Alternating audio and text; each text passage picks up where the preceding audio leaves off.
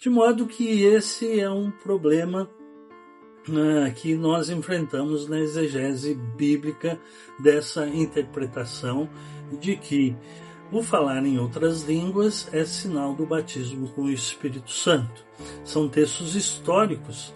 Textos históricos não são normativos, de modo que não podemos fazer doutrina em cima de textos históricos. Podemos até ilustrar a doutrina com textos históricos, mas não fazer a doutrina, porque o texto não é normativo, o texto está descrevendo o que aconteceu.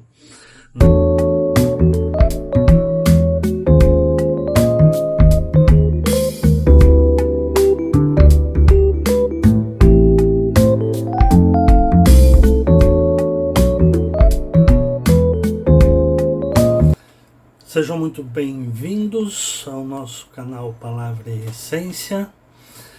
Nosso objetivo aqui é falar a respeito da Palavra de Deus, expor a Palavra de Deus, de modo que o ouvinte possa tirar as suas dúvidas, colocar em prática nas suas vidas e assim viver para a glória de Deus. Se você não é inscrito no canal, por gentileza se inscreva, deixe o seu joinha lá, compartilhe nas suas redes sociais e comente ou tire dúvidas. Semana passada nós tivemos uma pessoa que tinha várias dúvidas e nós tivemos maior prazer em responder às questões colocadas. Então fique à vontade.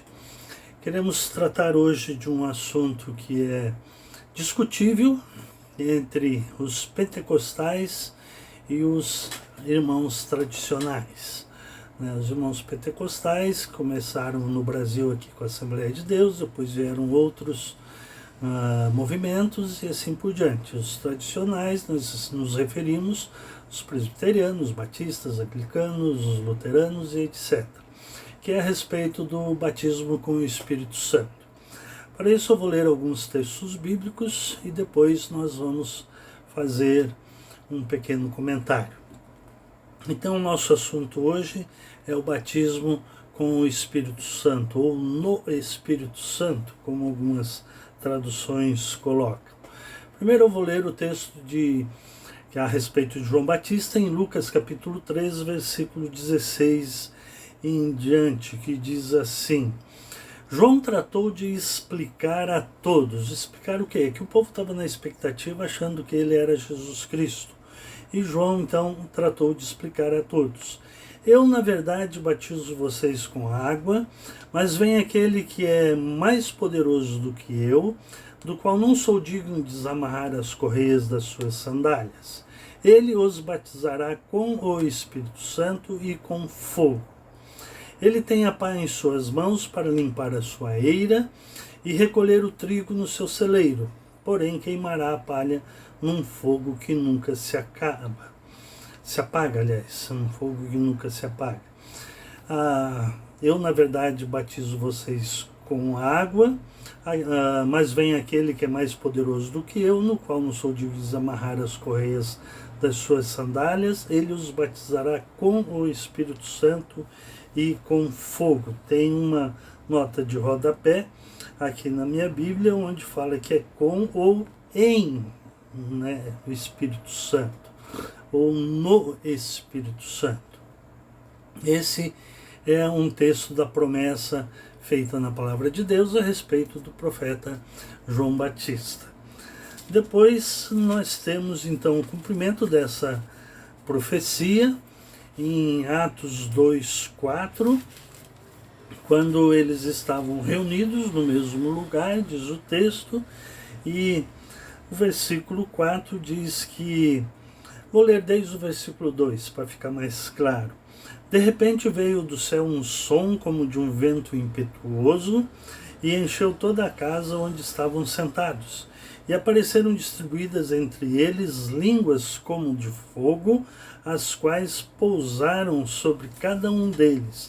Todos ficaram cheios do Espírito Santo e começaram a falar em outras línguas, segundo o Espírito lhes concedia que falassem. Então todos ficaram cheios do Espírito Santo e começaram a falar em outras línguas. No texto anterior, que nós lemos, Lucas 3,16, ele batizará com o Espírito Santo e com fogo.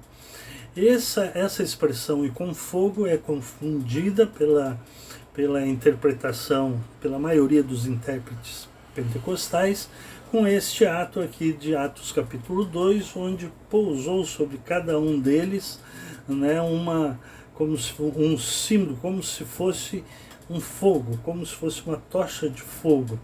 E então apareceram distribuídas entre eles línguas como de fogo.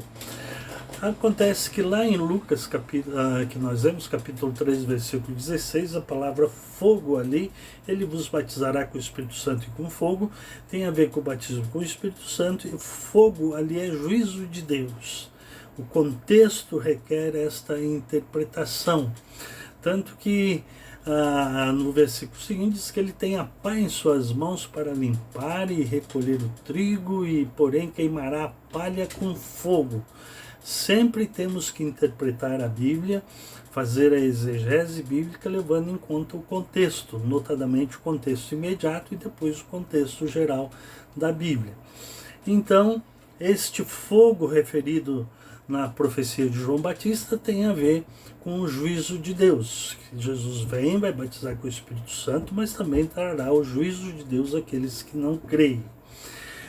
Estudando o texto de Atos, capítulo 2, hoje à tarde, me chamou a atenção que no versículo 6, no versículo 6, no versículo 8 e no versículo 11, né, se refere a eles ouvirem. Vejam, não só são galileus esses que estão falando, então como os ouvimos falar em cada um em nossa própria língua materna, né? Versículo 11, tanto judeus como prosélitos, cretenses e árabes, como os ouvimos falar sobre as grandezas de Deus. E o versículo 6, a multidão que foi tomada de perplexidade, porque cada um os ouvia falar na sua língua, na sua própria língua. Então me chamou a atenção que o milagre ali podia ser o falar em línguas dos que foram cheios do Espírito Santo, ou podia ser um milagre do ouvir, porque eles ouviam, a ênfase no texto é que eles ouviam falar cada um na sua própria língua. Então o milagre pode ser dos dois lados, não sabemos. Uma conjectura que eu fiquei pensando hoje ao estudar novamente esse texto, né? Esse fenômeno se repete de novo em Atos capítulo 10, na casa de Cornélio, quando Pedro é enviado para a casa de Cornélio, e Cornélio não era judeu, era gentil, e enquanto diz o versículo, Atos capítulo 10, versículo 44, diz que enquanto Pedro falava essas palavras, o Espírito Santo caiu sobre todos os que ouviam a mensagem, e os fiéis que eram da circuncisão, ou seja, os judeus, que tinham vindo com Pedro, admiraram-se, porque também sobre os gentios foi derramado o dom do Espírito Santo, pois ele os ouviam falando em línguas e engrandecendo a Deus. Né? Muito bem, aqui na casa de Cornélio eles ficaram muito admirados, os judeus, porque o Espírito Santo veio sobre as pessoas que não eram judeus, os gentios. E então, é muito interessante daí o versículo 47, que diz: será que alguém poderia recusar água e impedir que sejam batizados estes que, assim como nós, receberam o Espírito Santo? E ordenou que fossem batizados em nome de Jesus Cristo. Esse fenômeno também se repete em Atos capítulo 19, em Éfeso. Quando Paulo chega em Éfeso e começa a pregar, e então ele perguntou, Atos capítulo 19, versículo 2, perguntou-lhes, Paulo perguntando, vocês receberam o Espírito Santo quando creram? Quando creram. Ao que eles responderam, pelo contrário, nem mesmo ouvimos que existe o Espírito Santo. Paulo perguntou: então que batismo vocês receberam? Eles responderam: o batismo de João, o batismo para arrependimento. Paulo explicou: João realizou o batismo de arrependimento, dizendo ao povo que cresce naquele que viria depois dele, a saber, em Jesus Cristo. Eles, tendo ouvido isso, foram batizados em nome de Jesus Cristo, e quando Paulo lhes impôs as mãos, o Espírito Santo veio sobre eles, e tanto falavam em línguas como profetizavam. Muito bem, baseado nesses textos bíblicos, os pentecostais creem que o sinal do batismo com o Espírito Santo é o falar em outras línguas. Falar em outras línguas. O dom de línguas, então, é sinal do batismo com o Espírito Santo. É baseado nesses textos. Temos dois problemas aqui. Primeiro, que esses textos, o livro de Atos todo é um livro histórico, descrevendo o início da história da igreja. E os livros históricos são descritivos. E nesses textos que eu li, objetivamente, esses textos têm como objetivo de mostrar para os judeus de que o Espírito Santo, de que o Evangelho, de que Jesus Cristo, de que a graça de Deus, de que o Evangelho do Reino de Deus eram para todas as pessoas que crescem, não somente os judeus. Porque os judeus entendiam até então que só eles era permitido, só eles eram os privilegiados no sentido de receberem o Messias. Então essas narrativas são sinais de que o Espírito Santo viria a todo aquele que cria. Quem crer será batizado, será salvo. Quem crer será salvo. E quem crer recebe o Espírito Santo. De modo que esse é um problema que nós enfrentamos na exegese bíblica dessa interpretação de que o falar em outras línguas é sinal do batismo com o Espírito Santo. São textos históricos. Textos históricos não são normativos, de modo que não podemos fazer doutrina em cima de textos históricos. Podemos até ilustrar a doutrina com textos históricos, mas não fazer a doutrina, porque o texto não é normativo, o texto está descrevendo o que aconteceu, né? Então, esses textos aqui eram um sinal de que o Evangelho do Reino de Deus, né, não era restrito apenas para os judeus, mas sim para todos os que crerem em Cristo. Esse é o primeiro ponto, o primeiro problema que nós vemos na interpretação de que o falar em línguas é o sinal do batismo com o Espírito Santo. O segundo problema que nós temos é que Paulo, quando ele vai falar sobre os dons espirituais, no contexto dos dons espirituais de ordem no culto, em 1 Coríntios capítulo 12, aliás, Paulo vai falar sobre os dons espirituais de ordem de culto no capítulo 12, 13 e 14 de 1 Coríntios. E no texto de 1 Coríntios capítulo 12, versículo 10, eu tenho aqui em mãos, capítulo 12, o versículo 10, que vai mostrar assim: a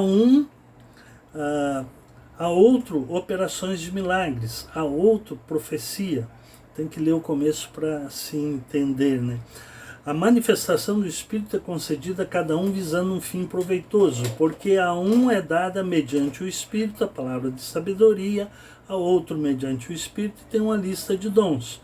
E aí no versículo 10 nós vamos encontrar a outro operações de milagres, a outro profecia, a outro discernimento de espírito. A um é dada a variedade de línguas e a outro capacidade para interpretá-las. Ou seja, esse texto está deixando muito claro de que o dom de línguas não é para todos. O Espírito Santo dá conforme lhe apraz, né? E aqui diz que a um é dada a variedade de línguas. Pode ser que para o outro não seja dada.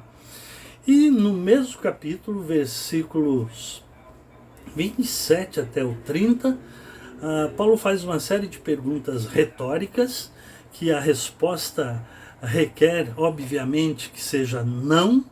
Então ele diz assim, versículo 27, ora, vocês são o corpo de Cristo, e individualmente membros deste corpo. A uns Deus estabeleceu na igreja, primeiramente apóstolos, profetas, mestres, operadores de milagres, depois os que têm dons de curar, de ajudar ou de administrar, ou de falar de variedade de línguas, não é para todos. Será que todos são apóstolos? Será que todos são profetas? A resposta óbvia é não. Será que todos são mestres? São todos operadores de milagres? Todos têm dons de curar? Todos falam em línguas? E a resposta óbvia é não. Todos têm o dom de interpretar estas línguas? E a resposta óbvia é não. Paulo está deixando claro que alguns têm dons de línguas, outros não, assim como outros têm outros dons. A lista aqui é enorme. No próximo vídeo eu quero falar somente sobre o dom de línguas, para tirar a dúvida da maioria das pessoas, porque é um tema polêmico também. Então esta interpretação de que as línguas estranhas, o dom de línguas estranhas é sinal do batismo com o Espírito Santo, não encontra base bíblica nesses textos. Essa doutrina é baseada no livro de Atos, como eu falei, que é um livro histórico, que é um livro descritivo e não normativo. Ao passo que o livro a carta, aliás, de 1 Coríntios, então é uma carta normativa. Paulo está explicando como deve ser o uso dos dons espirituais na igreja. Essa interpretação pentecostal é uma interpretação recente na história da igreja. Ora, a história da igreja tem mais de 2000 anos, mas essa interpretação é recente, tendo começado com o movimento pentecostal em 1902, outros estudiosos dizem 1906, no avivamento da rua Azusa, em Los Angeles, nos Estados Unidos, Califórnia, Estados Unidos, através de um pregador chamado William Joseph Seymour. Esse pregador é que começou esse avivamento, e ele recebeu o dom de línguas e começou a ensinar então que o sinal, né, do batismo com o Espírito Santo era o dom de línguas. Baseado nesses dois pontos aqui que eu levantei, nós entendemos que não é bem assim que funciona. Como é entendido então o batismo com o Espírito Santo no meio evangélico tradicional reformado? Como eu disse antes, nas igrejas reformadas que vêm como consequência da reforma, nas igrejas presbiterianas, batistas, anglicanas, luteranas, né, e outras. Bom, a teologia de Paulo, já lá no texto que nós vemos, em Atos 19, quando Paulo está em Éfeso, ele diz: vocês receberam o Espírito Santo quando creram? Quando creram. E daí nós vamos para Efésios capítulo 1, versículo 13, que deixa bem claro e normatiza esta questão, onde Paulo vai chamar de selo do Espírito Santo, ou selados com o Espírito Santo, ou batizados com o Espírito Santo, quando ele diz assim: nele é Jesus Cristo, né? Porque antes ele disse: os que de antemão esperamos em Cristo, nele, em Cristo, também vocês, depois que ouviram a palavra da verdade, ouviram a palavra da verdade, o evangelho da salvação, o evangelho do reino de Deus, o evangelho da salvação, tendo nele também crido, creram no evangelho de Jesus Cristo, no evangelho da salvação, receberam o selo do Espírito Santo da promessa. Ou seja, Paulo está deixando claro aqui que quando você ouve a verdade, a mensagem do Evangelho, e crê em Jesus Cristo, é selado, é batizado com o Espírito Santo da promessa. Que promessa? Promessa que foi feita lá seja lá no Antigo Testamento em Joel, capítulo 2, seja a promessa do batismo com o Espírito Santo que João prometeu e assim na sua profecia e assim por diante. Então, nele, vou repetir o texto, nele também vocês, depois que ouviram a palavra da verdade, o evangelho da salvação, tendo nele também crido, receberam o selo do Espírito Santo da promessa. O Espírito Santo é o penhor da nossa herança, é a garantia da nossa herança, até o resgate da sua propriedade para o louvor da sua glória. Então Paulo deixa bem claro aqui que é após a nossa crença em Cristo, eu declaro a minha fé em Jesus Cristo, eu creio de todo o meu coração, de todo o meu entendimento em Jesus Cristo, passo a crer em Cristo, recebo como Senhor da minha vida, então eu sou selado com o Espírito Santo da promessa.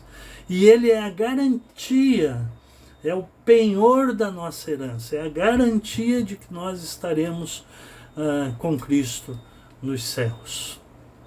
Então esse é o texto mais normativo que nós temos a respeito do batismo com o Espírito Santo.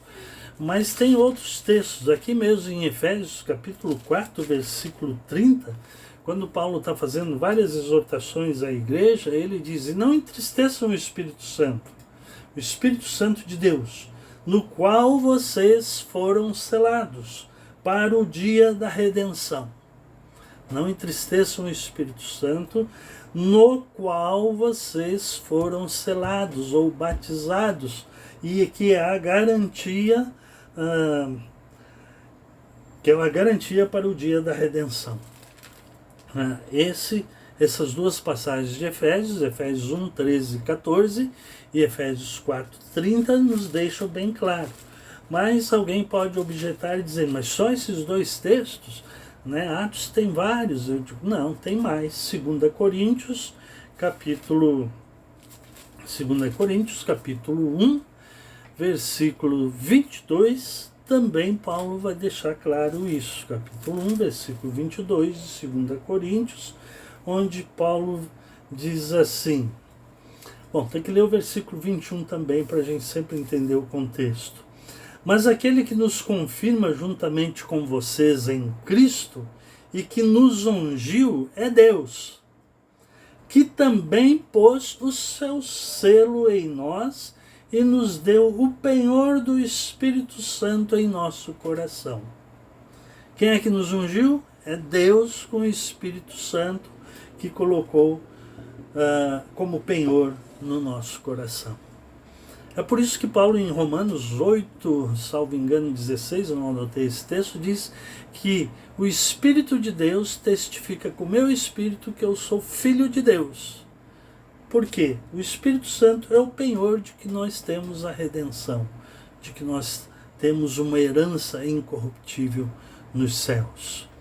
Mas tem mais um texto, capítulo 5 de 2 Coríntios, versículo 5 também, que diz assim: ora, foi o próprio Deus quem nos preparou para isso, dando-nos o penhor do seu Espírito. Dando-nos o penhor do seu Espírito.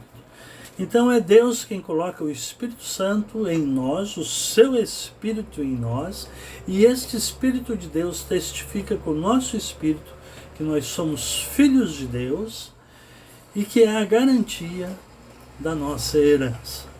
Bom, de modo que foi estudando esses textos que eu passei a entender de que o Espírito Santo, eu sou batizado com o Espírito Santo no momento que eu criei em Jesus Cristo, e que o Espírito de Deus testificou com o meu espírito que eu sou filho de Deus. Lembro-me bem desta experiência. Eu tinha cerca de 14, 15 anos talvez, e estava lendo o livro de Romanos,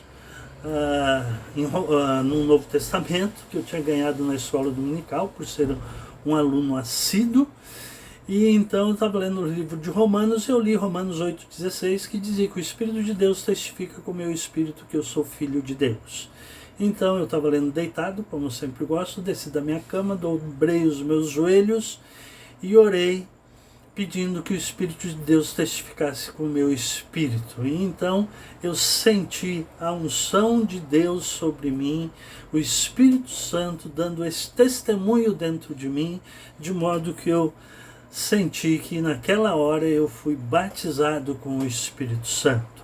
Em uma outra experiência, então, orando na igreja, né, eu recebi o dom de línguas e falei em línguas estranhas ou novas línguas. Então são experiências diferentes. Então, estudando a Bíblia, eu cheguei a essas conclusões. De modo que nós respeitamos cada uma das posições, né? Respeitamos todos os que creem diferentes. Não é isso que vai deixar de nós chegarmos ao céu, mas eu prefiro ficar com essa teologia dos textos normativos. Aliás, eu creio que nós temos pelo menos 4 experiências com o Espírito Santo. Então, eu sou batizado com o Espírito Santo, conforme eu mencionei aqui, no momento que eu creio em Cristo. Depois eu tenho que ter a experiência do fruto do Espírito, Gálatas 5, 22 e 23, porque o fruto do Espírito é amor, alegria, paz, longanimidade, benignidade, bondade, fidelidade, mansidão, domínio próprio. Então, batizado com o Espírito Santo, fruto do Espírito eu tenho que produzir. E então, porque aliás, lá o texto de Atos e em outros textos diz que a árvore que não produz fruto será cortada. Então, batizado com o Espírito Santo, produzir frutos do Espírito, as virtudes do fruto do Espírito. E eu tenho que ter então uma experiência também com os dons espirituais. Paulo diz: procurai com zelo os melhores dons. Tem uma lista de dons em Romanos capítulo 12, em 1 Coríntios 12 a 14 que eu já citei, em Efésios 4, a partir do versículo 7, nós temos outra lista a respeito do Espírito Santo, e em 1 Pedro capítulo 3 também nós temos uma pequena lista a respeito dos dons do Espírito Santo. Então, primeiro, batizado com o Espírito Santo, selado com o Espírito Santo da promessa, fruto do Espírito, dons espirituais. E a quarta experiência, Paulo diz em Efésios 5,17, enchei-vos do Espírito Santo. Como é que eu me encho do Espírito Santo? Eu costumo dizer que eu me encho com o Espírito Santo tomando vitamina BO, Bíblia e oração. Então, essas 4 experiências o crente precisa ter com o Espírito Santo. Muito obrigado por me ouvir. Que Deus os abençoe.